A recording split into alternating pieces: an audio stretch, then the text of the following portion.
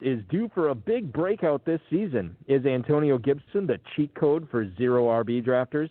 And how concerned should you be about drafting Steelers right now? Plus, a bevy of guests join me tonight, including FFPC Live Events Casino host Greg Sidoris and former KFFSC league champs Bob Butterfield, Jim Cole, and Rob Fescher all stop by as well. We are live in Louisville at the 2020 Kentucky Fantasy Football State Championship, and everyone is here.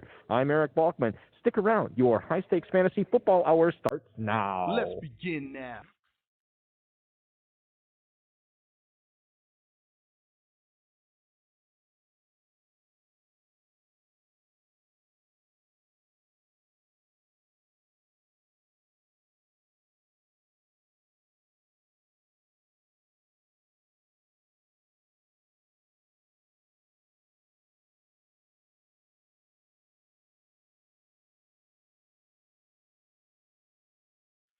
Broadcast live and heard around the world, you are now listening to the most entertaining hour of radio on the planet. It's the High Stakes Fantasy Football Hour presented by MyFFPC.com with your hosts Eric Balkman and Dave Gerzak. The High Stakes Fantasy Football Hour is your home for football analysis from the best fantasy players in the world. And now, because no one else was available, here are Eric Balkman and Dave Gerzak.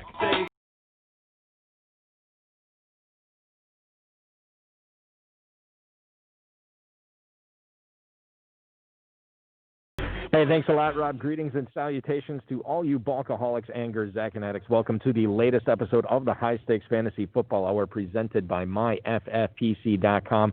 I am, of course, your slightly above average host, Eric Balkman. My co-host is normally the patron saint of fantasy football, the Dizzle, Dave Gerzak. He is off from tonight's broadcast. However, proud to bring in a bevy of co-hosts with me tonight. First up is FFPC Live Events Casino host Greg Sidoris, who will join us to give us the latest updates from any of you drafting live at Paris in Las Vegas this year at the FFPC Live Events. And then a bunch of Kentucky experts/champs come in. We got Bob Butterfield coming on after Greg Sidoris, and then Jim Cole will come on after that. And then to round things up, Rob Fescher will wrap things up, and we'll announce the hype guy at the end of the program. Remember, we used to do the Ascendant. We kind of bucked the trend on that last year, and this year we are doing the hype guy, the guy who will be hyped up as we are just 2 weeks away, less than 2 weeks away from the start of the NFL season.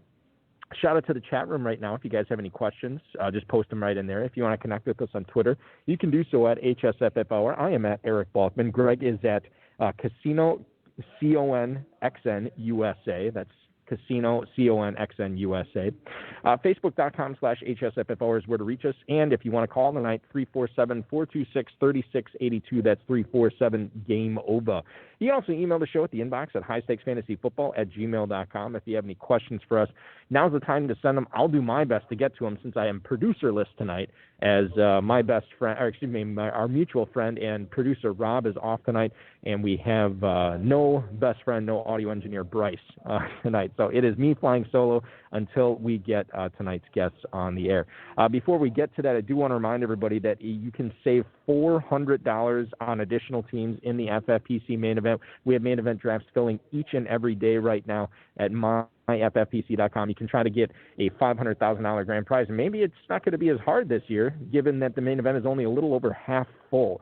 So while the prize structure is guaranteed regardless of the amount of entries, we may not get 100% of the entries to make it a sellout. So all good news for you if you want to jump in, especially if you're already in and you want to get that $400 off your additional main event teams. Football guys, obviously $500,000 grand prize there, $3.1 million prize pool. That is filling up fast, people, and it's probably going to I always say this every year, and every year it always seems to fill up faster, but it's at its fastest pace right now, and that's going to fill up too. So make sure you're getting in on that. The Terminator Tourney, of course, Super Bracket, Best Ball Slims, other Best Balls. Dynasty Startups are closing on Sunday for the slows. The live drafts will launch 60-second clocks on Sunday as well. That's all at myffpc.com. Let's bring in tonight's first guest tonight, ladies and gentlemen. Check out his website, CasinoConnectionUSA.com. CasinoConnectionUSA@gmail.com is where you can email him. Of course, you can always get a hold of him at 216-299-5390 at CasinoConnXNUSA. It is Mr. Greg Sidoris. Greg, welcome back to the program, number one. And how are you doing tonight? Thank you, Eric, for having me back. I'm doing fine. Thank you very much. I'm excited. We're getting close to the season, and all things are going out here in Vegas, and that's what I'd love to talk to you a little bit about tonight. Yeah, and I think the last time we talked to you, we hadn't made the Paris announcement yet with the FFPC live event's going to be there, but it's basically right next door to Planet Hollywood. It's still right on the Strip as well. Prime Caesars property, no question, and we're very excited to have the live events out there for sure.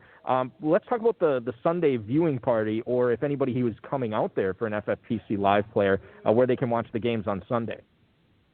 So I'm putting that together with some of the places that were being supposed to be open that aren't, and a lot of our events this year were at Planet Hollywood that we shifted, and that decision was made approximately 2 weeks ago that we were taking all the rooms. Anybody had a reservation at Planet Hollywood, that's going to be shifted over to the Paris.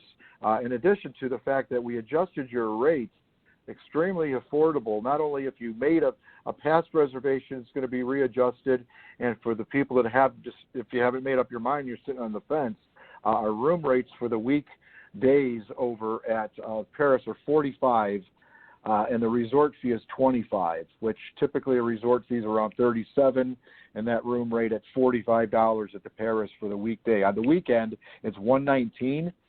So those were all adjusted down. We started off with Planet Hollywood. Our rates on the weekends, Eric, were right around $179. So with the state of the world and how we're at right now, we went from $179 to $119. So that's a very nice adjustment. So that's I'll great. Say that. That's a huge adjustment. Yeah, it was. And Caesars is fantastic to work with. It's one of the reasons why we're with them. They've always worked with us, and we work well with them, and it's just been a great situation for everybody. So the being right next door is very nice and important because it's nice, it's close to everybody's familiar with that area. It's hooked up basically to Bally's as well. So there's a lot of areas that are open. There's a few things that aren't open. Most of the major entertainment out here is not open. So we're not going to see Sting or some of the stuff over at Caesars in the Coliseum. That's not going to be open right now. But a lot of the lounges will be, and the bars will be at Bally's and at Paris and at Caesars Palace as well. So you'll have plenty of places to go. Getting back to that viewing party, there's a place called Burger Brazier, or it's a hard French word for me to say. I know I just hacked it up major, but I've got some locations that the guys will have a seat somewhere, and I'll probably have it put together by the end of this weekend. So we'll maybe we'll get back on and let you know where it's going to be at. But they can call me at 216-299-5390, and I'll be able to take care of that for them before they get here. What about now? Are you talking about that for Sunday or for the viewing party on Thursday for the Chiefs and Texans? Okay, so that would be for Sunday. Now the viewing party that the FFPC official kickoff party, which doors open at 4:00, that's going to be at the Rivoli Ballroom. That's spelled Rivoli, the Rivoli Ballroom. Now the drafts are going to be held in the Vendome Ballroom. That's spelled Vendome Ballroom. So at this time, there'll be U-shaped drafts, and we have unlimited space over there. So if our numbers grow, we'll just open up another wing, and we'll make sure that the numbers and the maxes, along with the square footage, all match up. So we don't have any issue with that. That's one of the nice things that we had with this when we moved, and some of the other events that were scheduled for September, they canceled, which gave us a little more leg room to stretch out in. So we'll be fine with that. The pools are open. So some people weren't sure if the pools are open. The pools are open. There are maximums at the pool, but we have a system. So when you check in, you'll get you'll have to text something to one of the phone numbers, and then you'll be able to put your name and how long and what time you want to get to the pool. So that'll all be available to you. So there's people out here. Everybody's doing what they have to do. Everybody's wearing a mask. You have to wear a mask when you come in. They check your temperature. But the employees are working really hard to make sure everybody's comfortable. I can tell you.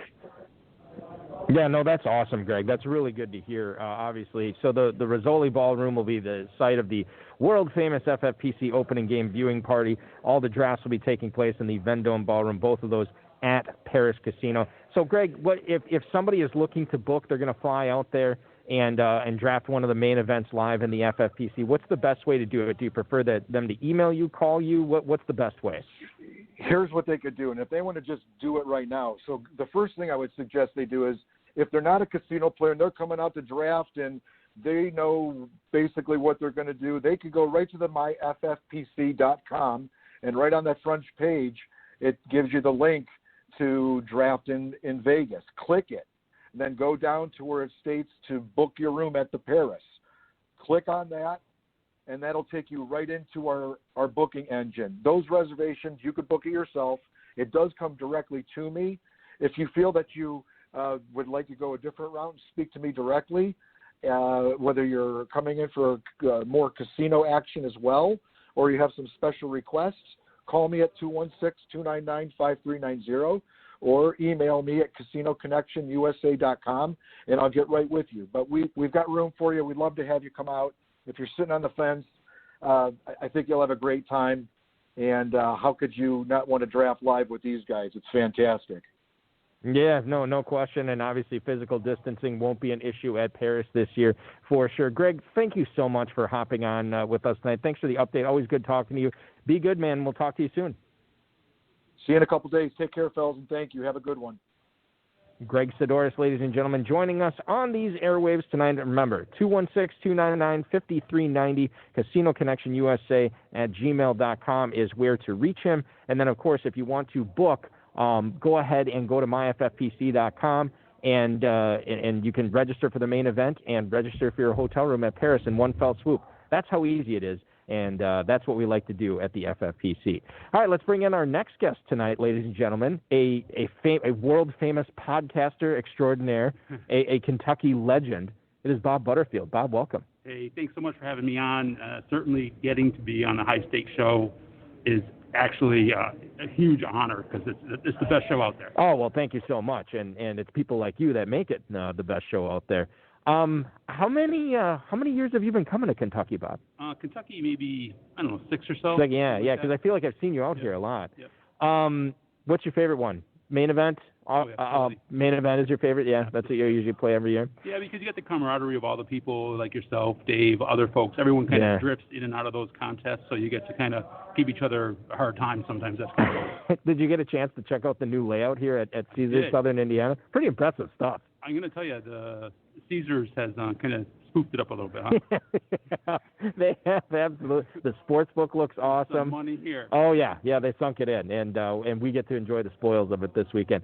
Let's get into some fantasy stuff I want to talk to you about tonight. I'm going to lead things off with this Benny Snell report from the Athletic's Mark Caboli, who covers the Steelers for the Athletic.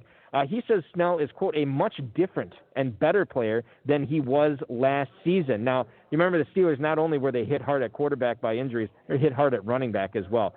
Snell is 12 pounds lighter this season, and, this isn't the only positive report that we've seen about Benny Snell. He clearly seems like the backup, Bob. If you're drafting James Conner this weekend in Kentucky, or if you're drafting him in the FFPC, are you making a point of it to try to get Snell as your handcuff, given this news?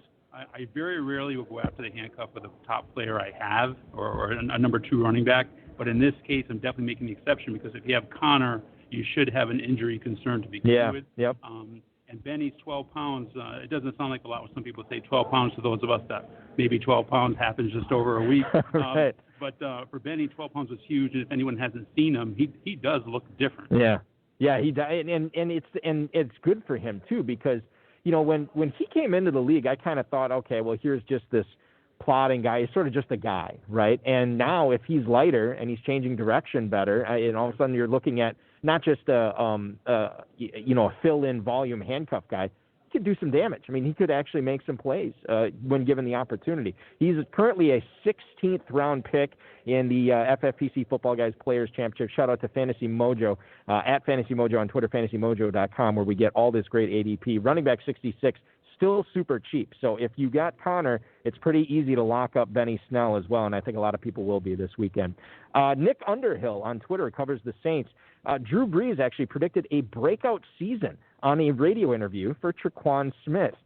Quote, Tre'Quan Smith is a guy who I think is ready to blossom and just explode in this offense. Sean Payton, about a week before this, said that he thinks there's going to be a bigger role for Smith this season. Now, the Saints still have Jared Cook there. They still have Alvin Kamara, and then they add on Manny Sanders as well. So I'm just kind of curious, are you buying this breakout talk, Bob? Are you going to get him late, or are you not buying the coach speak and the stuff from Brees? I'm definitely not buying on this case. There's just too many really talented mouths in front of him. And it's the same old story we hear about that number 3 wide receiver, the Saints, being big value. But I think we got enough targets between Thomas, Sanders, and Cook. And Alvin probably going to have a hell of a year. Yeah, I think so, too. It's just not worth the pick. And I mean, he is cheap. I mean, wide receiver 87, 18th round right now. But I guarantee you this, and I don't know if you've ever had a situation like this, but when it gets to be that late in the draft and there's nobody out there, I mean, nobody that you can pick, I still, I know this in my head that Brees says, hey, he's going to have a big season. I know Peyton says he's going to have a big season. It's still tough for me to pick him. Yeah, it just depends on what tempts you the worst. Some players tempt you more than other players, and if the Saint offense, let's admit it, top 3 offense this year. Yeah, probably, yeah. And injuries do happen, so there are a lot worse picks to make in the 18th round. And I mean, like, as it stands right now, he is the 5th option, I think. If I'm, Well, hold on. So Thomas, Sanders, Cook, Kamara, he's 5. And if you look at it from that standpoint, well, he's going to need an injury to hit. But what guy in the 18th round doesn't need an injury? I mean, there's got to be some sort of opportunity created. All right, now you may have talked me into it. And I know you're against it. Yeah, I don't have him yet this year. I got him in one dynasty league, and I got to cut down so many players in that league. Yeah. I was looking forward to cutting him. And now I don't know if I can anymore, which is frustrating. I think the one thing you got to remember is the 3 players we're talking about, Thomas, Sanders, and Kamara. They're pretty hardy guys. Now, Kamara's got some time, but those guys are tough. They're athletes. They're pros. They're warriors. Oh, Sanders totally is, with all the stuff he's battled through, no question. Let's go to Buffalo here. Joe Biscaglia, who covers the Bills for The Athletic, says Devin Singletary's been having some fumbling issues in training camp for Buffalo. He's charted Devin Singletary with 2 fumbles. But this is within 7 padded practices, and there haven't been a lot of team drills and rushing attempts. So obviously, there hasn't been a lot of opportunities, but Singletary's still finding ways to put the ball on the carpet. And Sean McDermott said when he was asked about Devin Singletary, he mentioned ball security. So clearly, it's an issue. He had the worst fumbling percentage in the league as a rookie. And on the flip side of this, Bob, Zach Moss is getting some hype talking about how he's catching passes, where he's doing good on pass protection. This situation looked pretty clear. Even right after the draft, I think it looked pretty clear. It's looking pretty muddled right now with Singletary and Moss. How are you handling this? It's not good. I'm really avoiding it. Staying away completely? Because Singletary, when you think back a little bit, it's hard to remember this, but he really had no challenges to play there the second half of the year. Right. And in that time period, he only got 4 touchdowns. Mm-hmm. 2 rushing, 2 receiving, which, okay, he's a rookie. He had like 700 yards rushing, 600 receiving, and he had the ball security problem. And you add Stephon Diggs, and you got John Brown, you got Dawson Knox, you got a growing offense, you got the quarterback trying to kind of put together some rushing yardage. And Moss is very talented. Yeah. And he's about 2 or 3 inches taller and bigger. If you look at him, he looks 6 inches bigger. Yeah. I think it's a problem. Yeah, and I know, where did I think it was on Twitter, somebody with I don't know who it was. I don't think they were with FFPC, but they're having their rookie drafts. And apparently Zach Moss has snuck now back into the first round of rookie drafts, first round of rookie dynasty drafts, where he was like a mid to late second round pick when we were doing these in May, and now he's moved up quite a bit. And I think I'm with you too. I mean, like I'll just tell you right now, as far as their ADPs go, yep. Devin Singletary in Football Guys drafts over the last 2 days, and it's a good enough sample size here, he's dropped to the 601 as running back 29. But you look at some of the guys behind him. I mean, J.K. Dobbins, potential league winner. You have David Montgomery, who granted has the injury, but it sounds like it's not a season ender. So I mean, there's something to be. Then you have James White, Mr. High Floor, Mr. Low Ceiling. What's wrong with that? Yeah, exactly. And then all of a sudden you come up on Zach Moss in the middle of the 8th round, and they're getting tighter. It's getting the distance between them is getting tighter. What about So if you're avoiding Singletary, are you also avoiding Moss in the 8th? No, mine. I think 8th is good value for Zach Moss. As you just said, you got a guy who's more. This is the way I look at it. Singletary is a between the 20 guy. It looks like right between the 220s. Mm-hmm. Moss is going to be definitely out in that field inside the 20 zone. Plus, if Singletary's not doing well or fumbles the ball 2 or 3 times, we might see a whole lot of Moss. We never root for injuries, but we can root for Singletary to fumble it. And then that's fine, because like one of the most frustrating things. See, I've done this. I did this once this year, where in one of my drafts I got Ingram and Dobbins.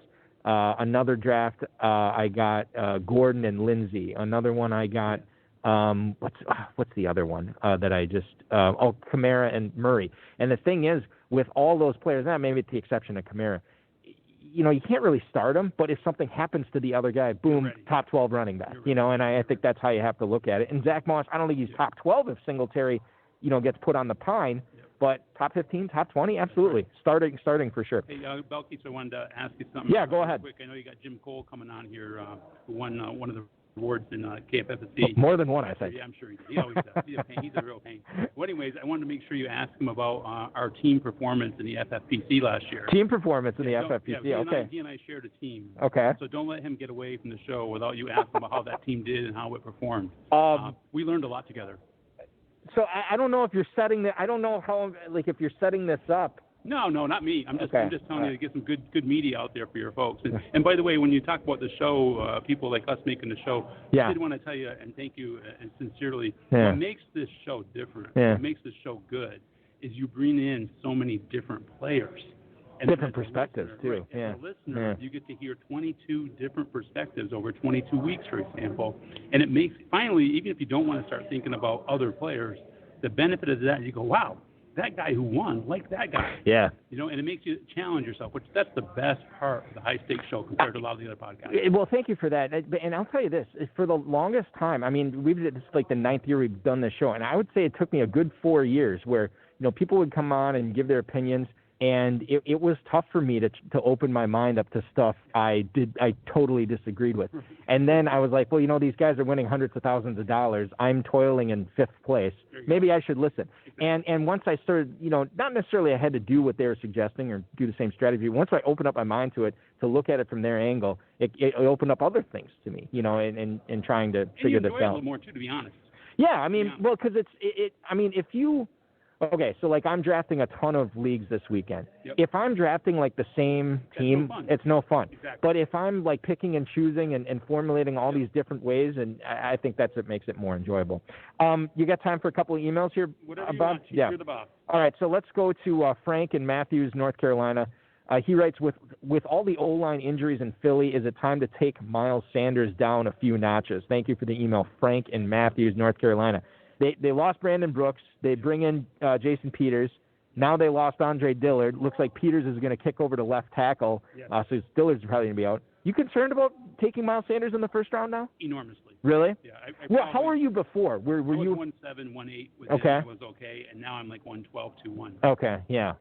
So who's moved ahead of him then? Mixon and Drake and okay. Regretfully Mixon, yes. And not to mention, we didn't even mention this.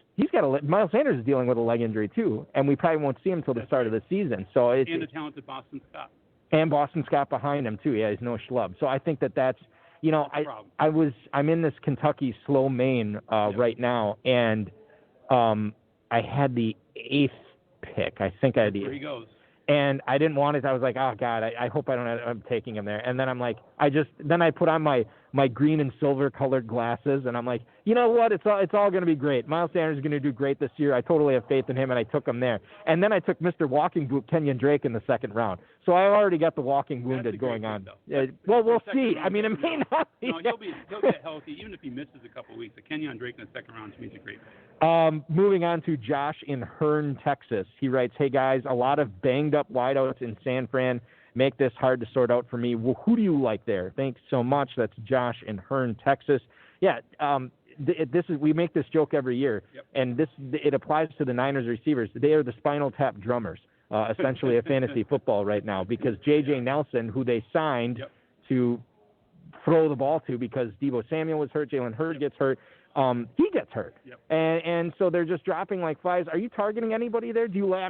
Samuel, I think the reports have been, I think he was full running. I saw today was yep, the report that's that. Right. 2 days. Yeah, so that's good. Ayuk, I don't know what to think. Ayuk, a lot of people like. He's not too great for me personally, and the player I'm targeting is Samuel Late. Right, He drops to like 6'7", and it depends on my team construction like you talked about. Yeah. I'm kind of not too happy with my wide receiver 3 and 4. I kind of like good upside. But I can't count on the first couple weeks. In that Kentucky, one of the Kentucky slows I'm in right now, I was actually planning on taking him. I think it was like the 8th or 9th round. That's great. And John Rozak took him one pick before it got to me. So at least I'm, thinking like a good fantasy player. What was I going to say now with Sam? Oh, this is what I was going to say. So 2 days of running now for Samuel back to back. Do we see the bump this weekend in Kentucky? Do we see him go up boards now? That. I mean, and think about Kentucky where you got to start 3 receivers. There's obviously a premium put on that, and now maybe we see him shoot up a round or two. He will. We noticed it in Cincinnati during the day when some news came out. Yeah. We'd watch a player move up a round. Really? Yeah. So now KFFC is a little more, I'd say, reactionary to news compared to FFPC because I think there's a larger sample size in FFPC and a little stiffer on rankings and being kind of deliberate. But and the players such as that. But we saw him there. Man, just a couple tweets can really screw up the plans. Yeah, totally. Yeah.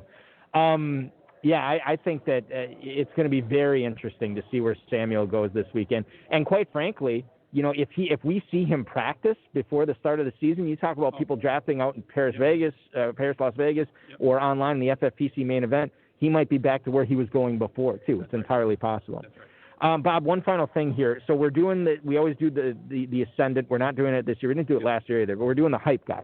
This is a guy that we think is going to be hyped up by the football guys drafters, the FFPC main event drafters, guys that are going to move up the board, guys that everybody is going to be sweating. Now, I've narrowed this down, and perhaps my list wasn't strong enough. Bourbon City Ballers, Kevin Williamson actually texted me before the show. He said his vote was for DJ Chark, and he didn't make my top 5, which Chark is possible, too, a big hype guy. I've narrowed it down to 5 players, and the 5 players we are voting on tonight are going to be, if I have it on my list. Oh, yeah, here it is. So AJ and Marquis Brown, 2 Browns, right up at the top. Ronald Jones, Terry McLaurin, and then Jonathan Taylor. So what I need you to do is give me your first place vote, your second place vote, and your third place vote. But give them in reverse order.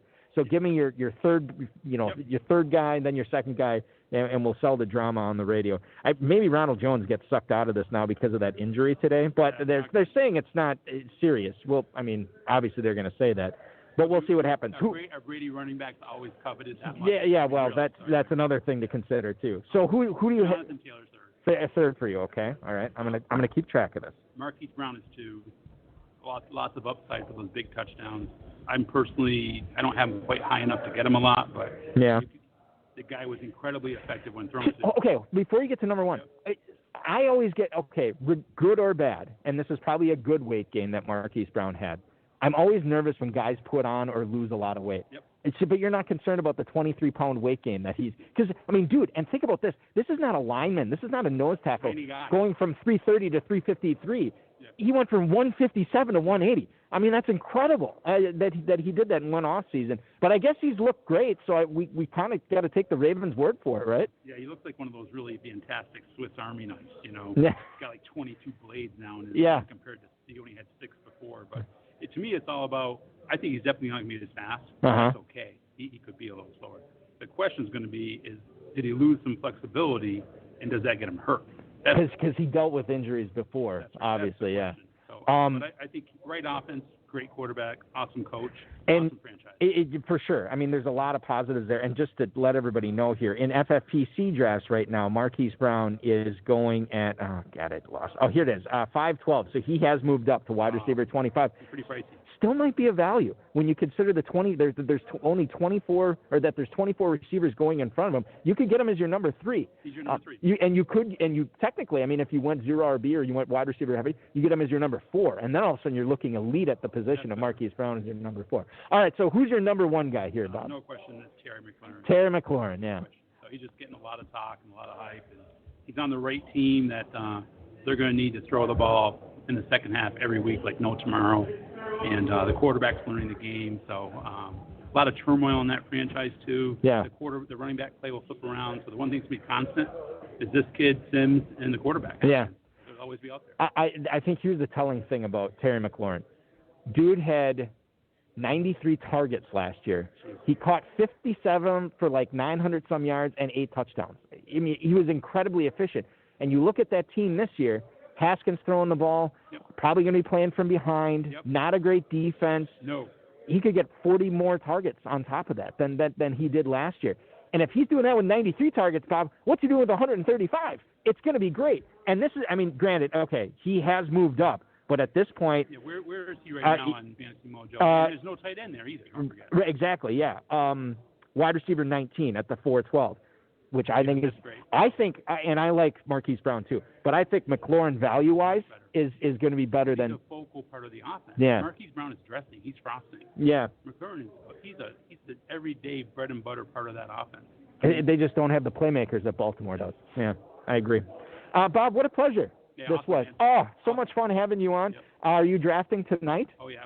Just one team tonight, yeah, and then I'm helping out with something. Oh, okay. Are you doing the Midnight Madness tonight? I'm the facilitator for that. Oh, okay. All right. I'm doing the auction tomorrow, which I love doing. I see. I'm doing the auction tonight, but I'm in the Midnight Madness draft tonight, so I will see you. Yeah, awesome. Yeah. Hey, thanks so much. And Thank you. Give Jim's insight on that. It's what I'm leading off with, for sure. Bob Butterfield. Always a pleasure. Man. Yes, thank you so much. Joining the KFFSC live podcast here tonight on the High Stakes Fantasy Football Hour. Once again, we are live at Caesars Southern Indiana, just outside of Louisville, Kentucky, and having a blast here. The Keeper League that always goes on during the show is now over with, and now we have some more silence before we get to the auction tonight in about 1 hour. We won't have silence now because it's our good buddy, the arch enemy of Rob Fetcher, and the good buddy of Bob Butterfield, Jim Cole. Welcome in. How's it going, Bob? Making your debut on the show. That's right. My favorite brewmaster ever in the world. Well, so you have to take judgment of that later on. No, I've already made up my mind. It's going to be great. Right. But I can't wait to try. Been monitoring your check-ins on the old Untapped. Oh yeah, a lot of Miller 64s on there. You've actually been better about that. You know what I did is I got. Do you know what Taver is? I mean, it's up in the Pacific Northwest. It's this company that it's an app, and then you can get craft beers from all over the country. Yeah, oh God, it's so great. So you can get they're all pretty much 16 ounce. There's 22 ounce bottles there too, and you can get these, and you just fill up your crate as many as you want, and then they send it one flat shipping fee. So all these beers that I've been checking in, they're stuff I could never get in Wisconsin. And they're all tremendous too. But oh my goodness, so some of expand your horizon, oh right? It's yes, right. Exactly. I love Wisconsin beer, but man, some of the other states do some pretty good stuff as well. Okay, so let's lead things off with what Bob was just mentioning. You guys were teammates, co-owners in the FFPC last year. I need to ask about your team performance and what he was referring to. Oh. How many main event teams were there live? 2,400? It probably sounds right. Yeah. Oh no, what was that? It was 2,400 total. Okay. But so live, I don't know, it was probably like between a third and a half that. So out of the 2,400 main event teams, sure, yeah. Finished 2,385. Oh, what happened? Was it injuries or what? Well, David Johnson, Juju was our first two picks. Yeah, that's rough. We fell into the trap of the O.J. Howard. As your number one tight end? Yeah. It was a mess from that point forward. You even tried to manage that team too. It just could not make it. But that's what you have to do. Yeah. I mean, because if once, and that's in Kentucky, I've dealt with this too. It's like if my guy tears an ACL or ruptures something or whatever, yep. I know it's on me to try to fix this through the waiver wire. Yeah. All season long. They always say that there's 4 facets of fantasy football. There's drafting, setting lineups, player acquisition, and trading. Well, playing high stakes stuff, you get one of those legs cut off. So you got to be really good at the other 3, which is really frustrating. In any event, bigger and better things coming this year for you. So, Jim, let's kick things off here and talk a little. What are we talking about first with you tonight? I believe it is Deandre Swift, Lions running backs. He did not practice yesterday. I have not seen the reports from practice today. I should probably find out before the auction tonight. Ty Johnson was actually taking the second team snaps behind Kerryon Johnson. Now, we don't know if Swift is actually hurt or if the Lions just want to keep him healthy, but the fact that he has been out for like a week now cause for concern. Kerryon Johnson, Deandre Swift, how many teams are you going to have these guys on this weekend? I don't know. Staying away? Might be. I can't get with the pencil, man. He just drives me nuts. Patricia? Yeah. You know what I mean? I read a blurb on Twitter, I don't know, about a week ago that they held Swift and Bo Scarborough out of practice because they weren't ready for that full speed stuff. Oh, so this could be like a motivational thing? Oh, for God's sake. I hear a mysterious lower leg injury, so he's missing reps. He's a rookie, and it's the New England backfield. Yeah. Better be on the Bill field. Belichick invented the mysterious lower leg injury diagnosis. And he's if he's missing reps, that's valuable, and he's a rookie, and Belichick never liked rookies, so Patricia can take a play out of his playbook. And who knows? I mean, if he slides into what's he going? Where's he at in the FFPC? 504 right now currently. Running back 24. That's a little rich. That is right behind Le'Veon Bell, Cam Akers. It is right in front of a glut. Kareem Hunt, Ronald Jones, Mark Ingram, Mostert, and Singletary all going right after Swift. I think I read of Akers. Yeah. He's going right before. And Mostert. I feel like. Do you like? Let me rattle off the names again. Would you like any of these guys over Swift right now? Hunt, Ronald Jones, Mark Ingram, Mostert, or Singletary? Would you take any of those guys above Swift? I don't mind Mostert. I think he's going to do well this year. People are kind of, you either love him or you hate him. Yeah. I'm a 49er fan. I saw that Super Bowl last year. He was the best running back on that team. Oh, the conference championships. He looked like a Hall of Famer. I mean, granted. Super Bowl, you outplayed Coleman. Yes. So is that something that you'd invest in, a Mostert and then getting Coleman a few rounds later? I think so. Yeah, and lock up that Niners backfield? I think so. Yeah, and then you got the McKinnon thing too. Oh, yeah, I always forget about him. Yeah. It's a tough one. It is a conundrum to worry about. But it is an outstanding offensive line, so maybe take the cheapest piece of the whole thing and just take McKinnon and be done with it. I heard reports that Trent Williams is tossing around Joey Bosa. And vice versa, yeah. Oh, really? Okay, so it's not total down. But that's good because Trent Williams, he didn't even play last year. The Niners get him for a song, and now he's their starting left tackle because who's the guy who retired? Staley. Joe Staley retires. And they're not missing a beat, so good on them. I don't know. I mean, I think tonight the auction's always, I think, telling because you'll draft a lot of you'll be in a bidding war with a lot of these guys that you're going to be drafting with the rest of the weekend in Kentucky. Right. And then you kind of know, like, okay, if I'm going to draft with this guy, I know I'm probably not getting this guy here because he's going to take him. So we always start off with the chess match, and then we move on to checkers after that, essentially. Let's get into this David Montgomery thing. Okay. Ian Rappaport says that he's going to miss 2 to 4 weeks. This is a strained groin, I think they called it, and they're playing the Lions week 1. So now you have to – I mean, I'm just assuming – that Montgomery is not playing week 1.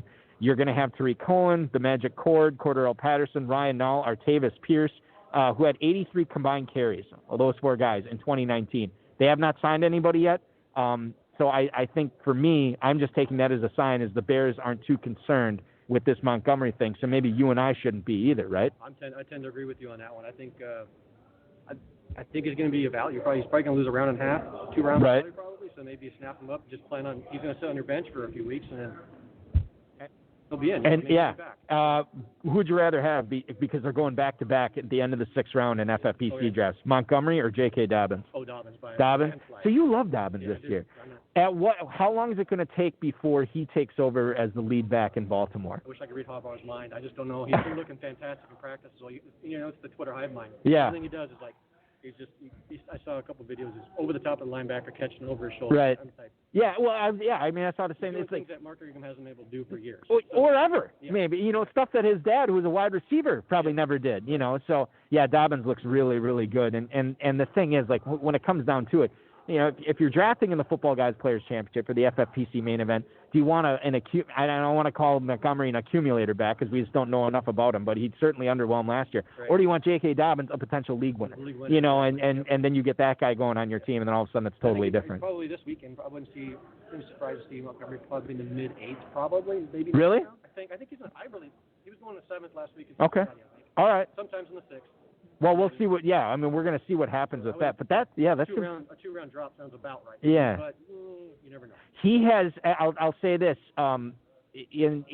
since the injury news hit, the latest he has gone in any football guy's draft was 806. Okay. So he has dropped in the mid-8th, too. But, yeah, I mean, it might be a nice little value there for sure. Kentucky, their running backs are generally about a round behind once you get past, like, the 4th, 5th round. Yeah. I would say that's pretty accurate, yeah. All right, so a team that I thought I had figured out, then I was like, I don't have him figured out. Now I'm not sure.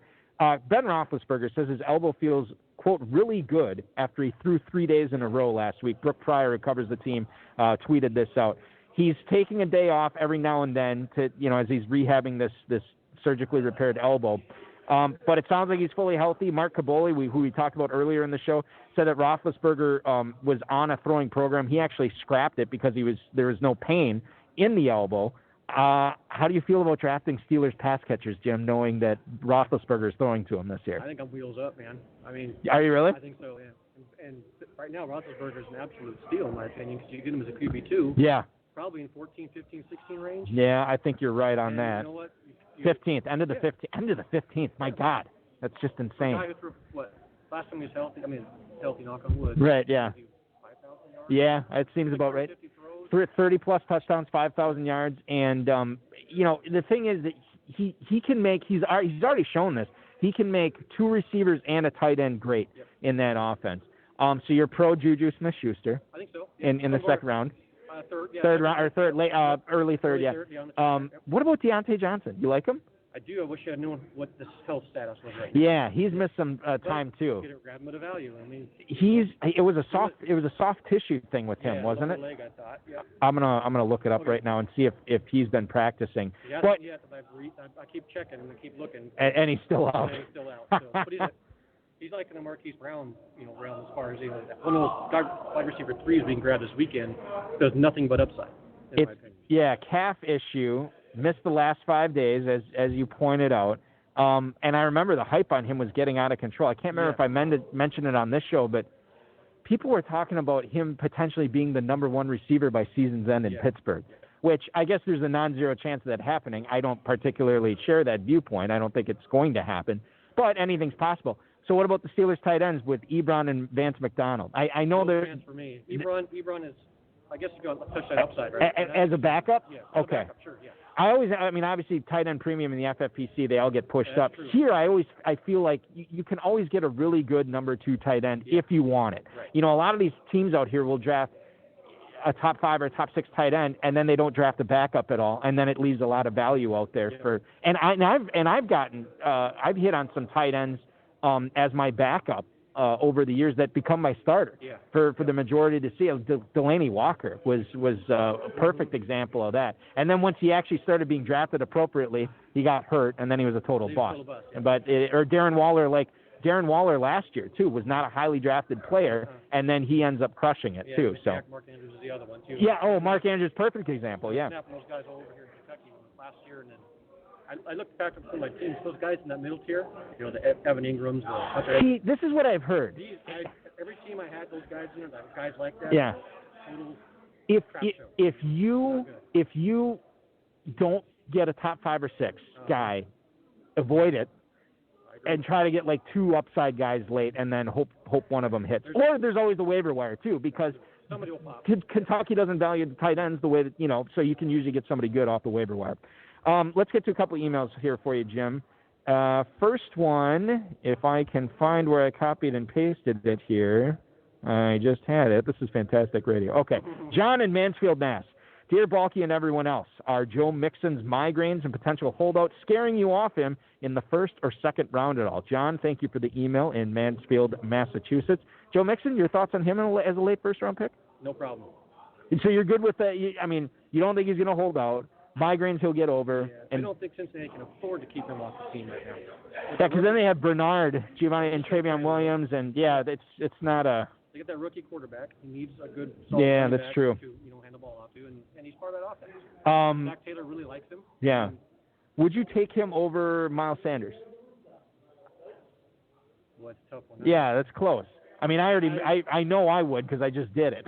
Did you do it? Well, I took Sanders over Mixon in a draft, so I know that I would take him. I probably leaned to the Sanders. Yeah. Sanders.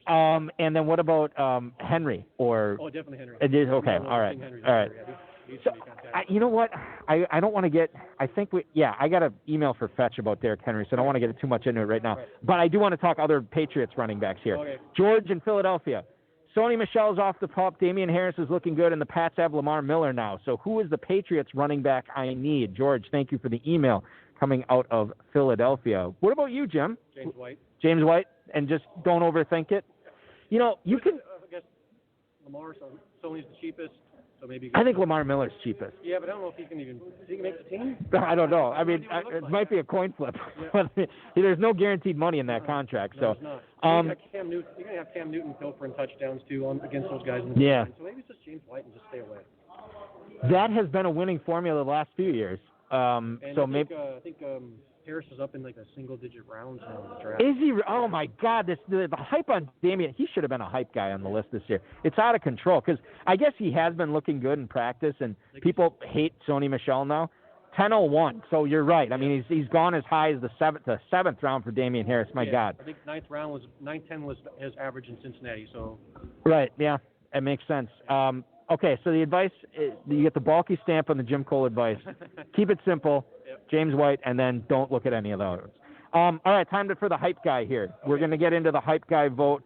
Now, Jim, I don't want Bob's voting influencing you here, but you know how he did it.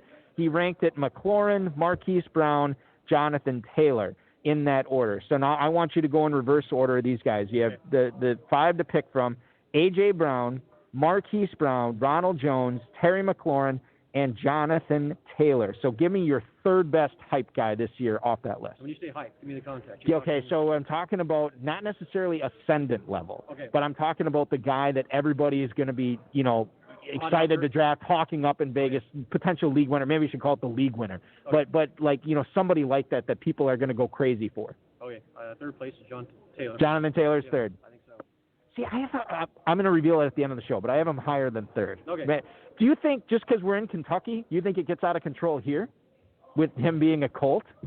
Because I don't know how it was in Cincinnati last week. It probably is a little bit different. He's third round locked in in Cincinnati. And even I did a couple online mains with, not FFPC, but KFFSC last week with Bobby, and he was in the third round both times. Yeah, and he's third, ADP on him in football guys, which obviously you have the tight ends pushed up there, 309, but he's gone as high as 303. Yep. So, I mean, we'll see. I mean, the thing is, it's like if somebody, because you get the third round reversal out there, if somebody believes that there's good value in the third round for receivers, maybe they take Taylor in the second. You might see a McCaffrey team with Taylor. Oh man, that could be lethal. Yep. That could be lethal. Yep. And then if you get one of those quarterbacks falling at the end of the third, could be incredible. Yep. All right. Anyway, so you have Jonathan Taylor at the. I got Jonathan Taylor at seeing stars now. You're in the one hole too, I think. I am. Maybe it'll happen for me tonight. Okay, so Jonathan Taylor's third for you. Who's second? Between the Browns, Jones, and McLaurin. I think A.J. Brown continues his ascendant. I think he just keeps getting better. Yeah. And better. Are you worried about the volume in that? Because I was concerned with it last year, but it didn't seem to matter. But A.J. Brown had so many big plays last year. Maybe we're not discounting that enough that this guy could easily come back. It's one of those things, too, because, maybe he gets higher volume this year, but he's less efficient with it because he busted all those big plays. But, yeah, A.J. Brown is another guy, too, that really the hype was building on him the middle of last season, and people were just like, oh, my God, next year this guy's ADP is going to be out of control. So you have A.J. Brown as number 2. Who's your number 1? I'm going to go with McLaurin. I think we know who the hype guy is going to be. Yeah. I have a sneaking suspicion. I think he's in line for 140 to 150 targets. With just falling off the table. It could be crazy with him this year. He could be the type of guy, too, where, he's getting shut down at halftime. He's got 3 catches for 15 yards, and then he busts a couple of big plays in the second half because Washington's terrible, and he ends up with an 11 for 173 and 2 touchdowns. It is going to be a roller coaster to own him. It's a roller coaster I'm more than willing to pay to get on because I think that's going to be fun this year. I actually, in one of the Kentucky slows that I was in, I was on the clock in what was it? It had to be the 404, 405, somewhere in there, and I already had Mike Evans. I'm like, dude, I'm taking Terry McLaurin here. You know, this is, I know it might be a little bit of an overdraft, but for this year, more than any other year, I think I'm using ADP as a tool, but I'm not a slave to it, you know, and I'll just, because we're all going to forget about it week 2, week 3, where all these guys are going. Jim, this was awesome. You did such a good job. I can't wait to taste the beer. It's going to be the highlight of my weekend. I just know it. You're like, taste it first. No, it's going to be great. What are you doing tonight here? I got the main at 8:30, and then I got that midnight mass. Oh, so you're in that with me. What spot are you picking at? I'm 4. I purposely went next to Fetch. What is he at? 5? 3? Oh, so it's me, and then who? I don't know who 2 is, and then it's Fetch, and then you. I think so. Yeah. We're gonna have some fun at that end of the table tonight. Yep. We had some fun at this table too. Jim, thank you so much. All right, thanks, it was awesome stuff. Jim Cole, ladies and gentlemen. Absolutely, Kentucky, former multi-Kentucky League champ, joining us here live at Caesars Southern Indiana here, live at Louisville for the High Stakes Fantasy Football Hour tonight, 2020 Kentucky Fantasy Football State Championship, and now I'm joined by a guest who's synonymous with the KFFSC. You hear him on the KFFSC podcast every single week. The guy who really carries the show. It's Rob Fetcher. Farrell loves it, you said. I'm sure he does. So you just got out of the keeper draft. How did that go for you? You know, went pretty good. What pick did you have? I was 7. Oh, okay. So I went Rieger. It was a little bit of a stretch because Judy and Jefferson were there. Yeah. Being a keeper, I'm looking for a 1. Right. And I feel like Judy and Jefferson both are kind of logged into 2s for the next few years. Yeah. Sutton's such a dominant. See, that's interesting. So you like Sutton going forward even with the Judy edition there, too. Okay. All right, interesting. And Rager, we just saw a report today. I don't know who tweeted this out, one of the Eagles beat reporters saying, and maybe this is like, you know, the earth is round, water is wet, but he said Jalen Rager is going to have a week 1 role. And it should be a significant one, I would think, because they don't have a whole lot of other healthy receivers on that team. I actually drafted Greg Ward in the 8th round because they're talking about a role, and I played him in the KFFC playoffs week 16 last year. You played against him, or you started him? I started him as a reason. Basically, he was a unique player. Yeah. And it moved me up from like 15th, and I finished 7th. But I really think that was the reason, because I had guys I set were already playing on teams ahead of me. Yeah. He had a decent week. Other guys had bad. He rolls you up a little higher, that unique player. Yeah. So we're all kind of looking for him to play. And was that the week that he caught that touchdown, too? Yeah. Oh, God. This is why we got to have you on the show, because of the soothsayer of Rob Fetcher, ladies and gentlemen, tonight. So, Rob, let's kick things off, and I want to talk a little news with you, because we got some heavy topics that we saved for the end of the show here tonight. Matt Schneidman, this is not one of them, by the way, so we're softballing it right away. Matt Schneidman, who covers the Packers for The Athletic, says Alan Lazard has solidified the Packers' belief that he will be the primary receiver behind Devontae Adams. Aaron Rodgers quote I'm going to read here. Everybody's talked about Allen, and it's pretty easy because the guy is a professional. He has worked on his game, and I think for him to separate himself, he needs to continue to improve on things he did last year. Already in scrimmages this season for the Packers, Lazard, 33-yard catch, 77-yard catch and run, touchdown pass from Rodgers. This was, we assume, against the first stringers, although we can't, say who they were going against, but it's Aaron Rodgers, it's Lazard. Do the math. It wasn't the backups out there. I have never been a fan of his. He's going super late. Am I wrong? Should I be looking at this guy late? I don't think you're wrong at all. This is kind of like death. Taxes, Green Bay's talking about receivers who weren't high drafted. Right. It's going to be just, But this guy wasn't even drafted either. Right, he's undrafted. You're going Jeff Janis in the 7th. Jerome Allison was undrafted. We talk about that every year, but they never fill the role. I mean, when the Packers have done well, Jordy, Cobb, they're second-round guys, and they always feel like Rodgers can pull something more out of the guys than they can.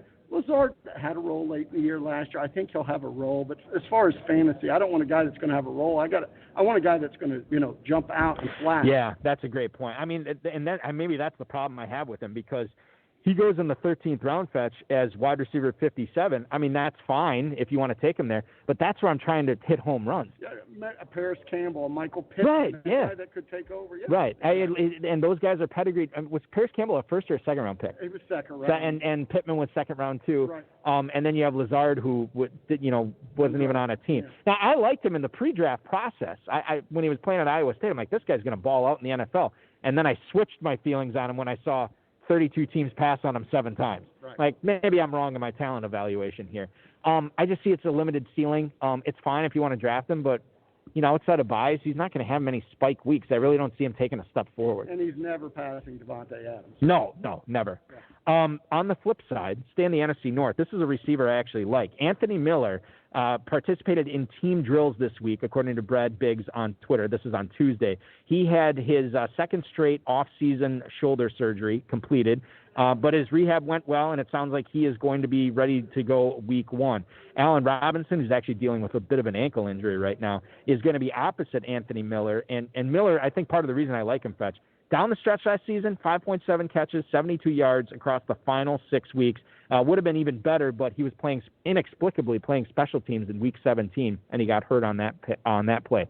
I'm going to tell you, I don't have Kentucky ADP, but I'm going to tell you right now, Anthony Miller, as far as Football Guys ADP over the last 2 days, is going as a 12th round pick, wide receiver 53. I'm all over that, man. Much rather have him than a Lazard, and really, who's not going that much later, quite frankly. No, exactly. Yeah. Miller's kind of been a hype guy the last couple of years. Yeah. Everybody thinks he's going to take off.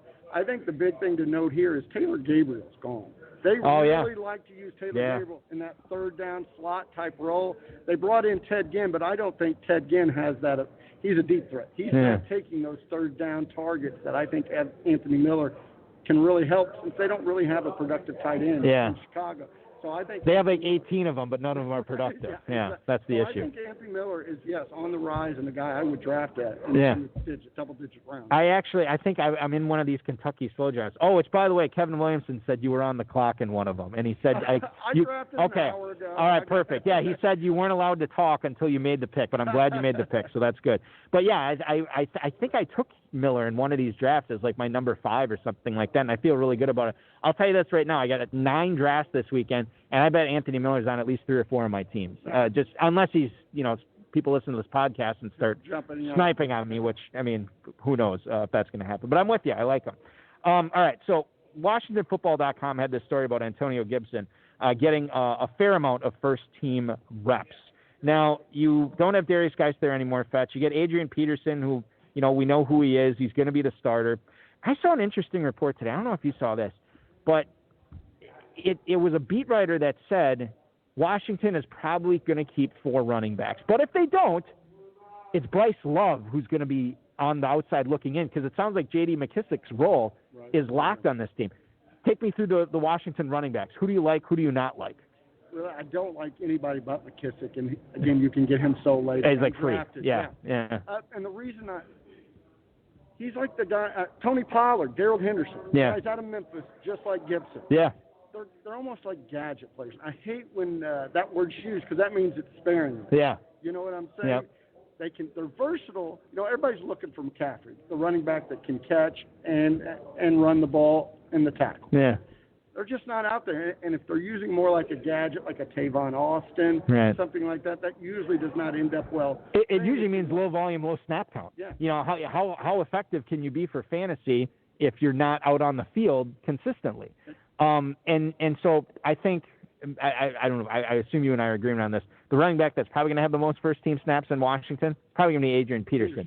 Sure. But how attractive is he? No. I mean, he doesn't catch passes. He's I don't want to say he's a shell of his former self, but there's not a lot of burst there. I don't know. A guy like that, you want him to be on a great offense. If he's going to get goal line carries in the late when you're ahead, Washington's going to be ahead 30% of the time in games this year. I mean, if that. Yeah. So they're going to be throwing the ball, but it's going to be all over to Mclaren and some of their Sims, some of their other receivers. Yeah. And the hype has gone nuclear. Well, it went nuclear on Antonio Gibson a few weeks ago, but he's still an 8th-round pick in Football Guys drafts right now. The starter, Adrian Peterson, is going 5 rounds later. Right. I mean, it's really bizarre. So McKissic is a guy that you'll look at the end of the draft, but you're not looking at any Washington. Nope. Yeah, okay. I think I'm with you on that, actually. I always struggle every time I'm out here and drafting. I'll get through the first 16 rounds or so, no problem. I'll get my guys. But then after that, those last 2, I'll get a kicker and defense in 19 and 20 usually.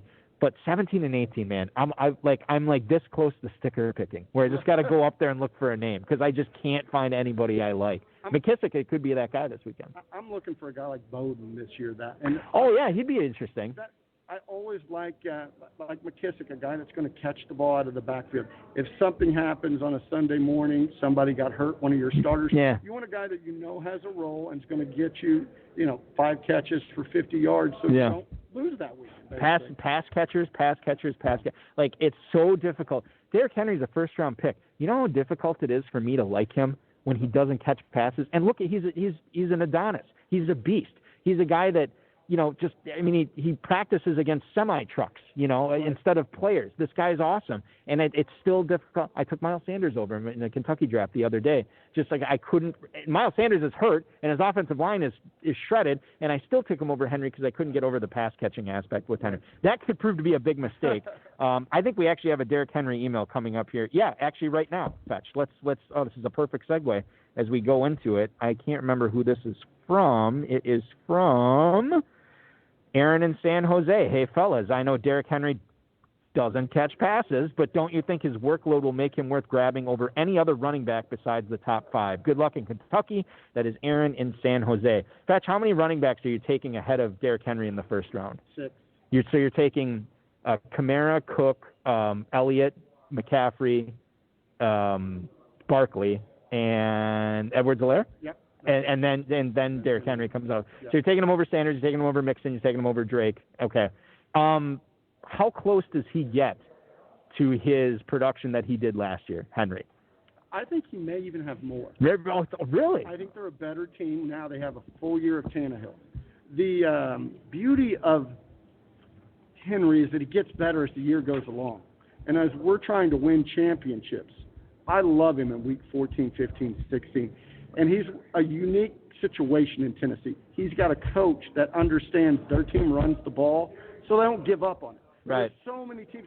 Yeah, I take a guy like Leonard Fournette, I think, who's similarly talented, but they're going to be behind all the time, and their coach will abandon the run. Yeah. Vrabel's been around long enough. He understands the game. He's a defensive guy. He understands running the ball, protects his defense. So they keep going to him. And look how it took him in the playoffs. It took him the AFC Championship last year. Exactly, and I think they ride that. And Tannehill going to be better in this offense. The more he knows, obviously A.J. Brown's going to get better. So I think it's a dynamic offense. It's not explosive like the Chiefs, but they're going to. But if it was explosive like the Chiefs, then that would actually make Henry probably less valuable. Yes, exactly. Yeah. Perfect for this system, and I like him especially going late in the year because that's last few years. That's really where he's taken off. Yeah. Fetch, I think you just sold me on Derrick Henry. I might take him in the first round now in one of these days. I did not envision that happening. Maybe it still won't. We'll see. Last email. Yes, last email here. Chuck in Jacksonville. What's up, HSFF Hour? Chris Herndon has been getting a ton of hype the last couple of weeks. Is he worth it? Chuck in Jacksonville, thank you for your email. I'm going to tell you right now, Fetch, in FFPC Football Guys drafts, over the last 2 days, I want to see how crazy he's gotten on his ADP. 1005, which, I mean, is higher. He's gone as high as the 901. I think for me, I'm never going to draft him as my starter, but if I wait on tight end, I'll probably draft the backup right away. Mm-hmm. That to me would be Herndon would be a pretty good choice for that. I've never loved Herndon, and part of the reason I don't like him is there's been times Ryan Griffin's been there and outperformed him. Right, that's true. And I just think there's other options. I think definitely in the FFPC format, Tyler Eifert's not going to be drafted here in Kentucky, but I think as your third tight end in the FFPC, I think that's a guy people should be looking at. I have him as my third tight end in the Scott Fish Bowl right now, which is like tight end premium too in that. And we'll see what he's looked good. Well, not only that, he's got Jay Gruden, who he's worked with before. That's true. They don't have a tight end. I talked earlier, Jacksonville's going to be behind all the time. Yeah. All the time. They got charts that really took off last year, but they still need other pass catchers, especially in the middle of the field. And I think Eifert could have a really good year. Yeah, I'm with you on that. All right, Fetch, you are in the catbird seat here because not only do you get to make your hype guy votes here, but we get to total them up and announce. You get to announce it with me for the FFPC this year. Okay, so you got the list right there. With the hype guy candidates, the 5 guys I narrowed it down to: A.J. Brown and Marquis Brown, not related, that I know of. Ronald Jones, Terry McLaurin, Jonathan Taylor. We're going to do it the same way. Give me in reverse order your third hype guy, your second hype guy, and then your top one. So who's third? Third is A.J. Brown. And why is that? he would be one. I almost feel like the hype's already built in. I mean, he had such a good playoff run last year. I mean, he's reached almost the third round in a lot of drafts. Right. We saw in Kentucky. So, I mean, how much more can he go? Yeah. I think the hype's built in with him. How high? What's the highest he goes this weekend? 3.6. 3.6. Okay. So he's still not a second-round guy. No, I don't. All right. It's, you know, if we had preseason and he catches a 90-yard touchdown, maybe that changes. Number 2. Number 2 would be Hollywood Brown. Marquis Hollywood Brown. Boy, he's getting a lot of action here tonight. I haven't revealed my votes yet, but I will shortly. I asked Bob this. You concerned about the weight gain, or do you like the weight gain? I like the weight gain. I think it makes him more versatile. That's one thing I would bring up. He needs to be able to catch passes over the middle. I know they have a good tight end set, but they lost Hayden Hurst, who caught some balls. Right. So if you want him to be a 3-down receiver, catch the deep ball and catch those third down slants and other things to really pump him up and give him this hype. That's what that weight does. All right. Well, you're preaching to the converted. I love Marquis Brown this year for sure. Number 1, is it a sweep so far? Is it Terry McLaurin for you? It is not. It's Jonathan Taylor. Okay. And it's mainly because just the hype on running backs, or maybe the scarcity of running backs. To me, over the last couple of weeks, with all the drafts I've saw, people are getting scared and just keep reaching on running back because, there's not many out there. And you throw out being here in Indianapolis, I think Indianapolis has the best offensive line in football. You're not going to get any argument with me on that. That's unbelievable. One of the guys who, from the interior, has really changed the franchise. And I think Mack will still have a role. Hines will have a small role. But I think Jonathan Taylor could really jump in here. And I think other people do, and that's why he's going to get hyped up. So why no Terry McLaurin? Quarterback. Okay. You don't like Haskins. I have Terry McLaurin on my keeper league team. I like him. He had a really good year last year. There was a little, like AJ, I mean, he's going in the 5th or 6th, but I just think that's where he's going, and I don't think people think he can make that jump with that offense. I mean, I really like to have nice pieces of offenses that I think are going to score 25 to 30 points a game. And I put the Redskins at Washington Football Club. Washington football team, yeah, exactly. Well, I'm not going to get used to it all season. I'll tell you that right now. 22 points a game, and that's just not enough touchdowns, I think, in yardage that it holds him down a little bit in my mind, and I think in a lot of drafters' mind. All right, let's reveal my votes here, how I had this. 3rd, I have Marquis Brown. 2 is Terry McLaurin for me. Number 1 is Jonathan Taylor. You and I are seeing eye to eye on Taylor. All right. So we have this when you're in this midnight draft with me tonight. Taylor's not making it back to me then at the end of the second round. See, I have an interesting strategy when it comes to running. All right. I don't love the running back position. I'm not scared of the running back position. I think you shouldn't be. People get scared of the draft. Yeah. There won't be any available. I think there's solid running backs all through this draft. You and I do fantasy football podcasts. We play in fantasy football leagues, a ton of them. And there are running backs that we've never heard of that are starting for fantasy teams week 7, week 8. Right. There's always some out there and we'll find out. I never heard of Artavis Pierce before this whole Montgomery injury. All right, so here's the final votes, Fats. I'm going to total up. Ronald Jones, 0, 0 points, which I guess the injury probably played into that a little bit. He gets dinged up. How much can you hype up an injury guy? Then we have A.J. Brown in 4th with 3 points. You have Marquis Brown in 3rd with 5 points, and a tie for 1st place with 8 points apiece, Jonathan Taylor and Terry McLaurin. How do we settle this tie, ladies and gentlemen? It's whatever guest we have on right now. We voted. So we're going Jonathan Taylor. So Jonathan Taylor is your official hype guy. Not a big surprise, I guess, this year, but it makes sense, and he's probably going to be hyped up. It could get crazy in Vegas. I don't know what's going to happen with him, and if we had a preseason, maybe he'd already be going way up there and making some plays. I figured you, as the resident Colts fan, would have Jonathan Taylor up there. And me, by the way, as the resident Wisconsin Badgers fan. So the whole thing was fixed. We knew what we were doing beforehand. Fetch, are you doing the auction right now? I'm going to try to cage you in as I run this auction draft. Well, you won't have to put up with 2-packer this year, so that's good. But yeah, I look forward to it. That'll be fun. We'll do the auction here. We'll do Midnight Madness. And I'm sure I'll see a ton of you this weekend for sure. A lot of drafts. 6, 7 drafts. So. I got 9. I've never done 9 before. It's going to be insane. But I look forward to it. Well, you got a vacation for the kids. I still got to see my kids That's a little true. bit. Yeah. That is true. Maybe that's a bad thing for me. I can't get in any trouble if I'm drafting here the whole time. I guess that's good. Rob Fetcher, thank you so much. What a treat it is. And listen to Rob, by the way, on the Kentucky Fantasy Football State Championship podcast with Farrell Elliott, with Justin McCord, who I believe we're going to see tomorrow, right? Yeah, we'll see him out here tomorrow. And that is going to do it for our show tonight, ladies and gentlemen. Your hype guy has been announced. It is one Jonathan Taylor. I want to thank my guests tonight, Greg Sidores, Bob Butterfield, Jim Cole, and, of course, Rob Fetcher for joining me. We are going to be off for a while now, ladies and gentlemen.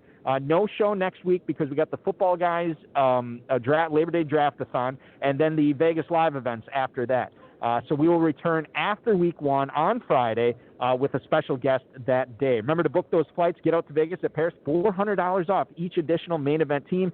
Check out the football guys. Check out the Terminator, the Super Bracket. A ton of stuff going on at myffpc.com. And if you want to play in a 12-team closed league, we got best ball leagues. We got Terminator stats.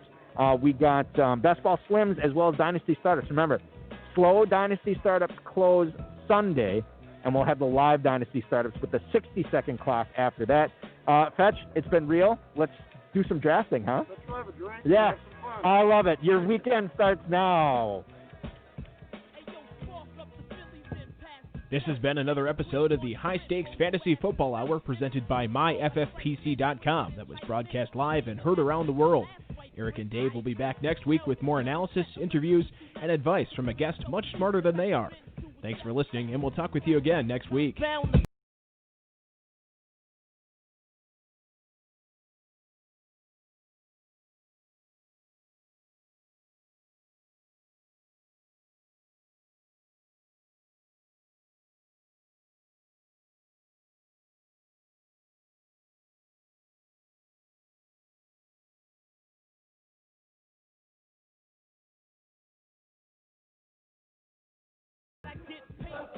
By the way, I don't like to brag on this show, but the auction that I'm about to do with former Kentucky champ Kurt Oz, my co-owner, we have won this league 3 years in a row, this auction. And so we're going for a 4-peat tonight. Normally I don't bring that up and say how awesome I am, but every time I've said that we're the defending champ of this league, right after we do this show every year, we always seem to win the league.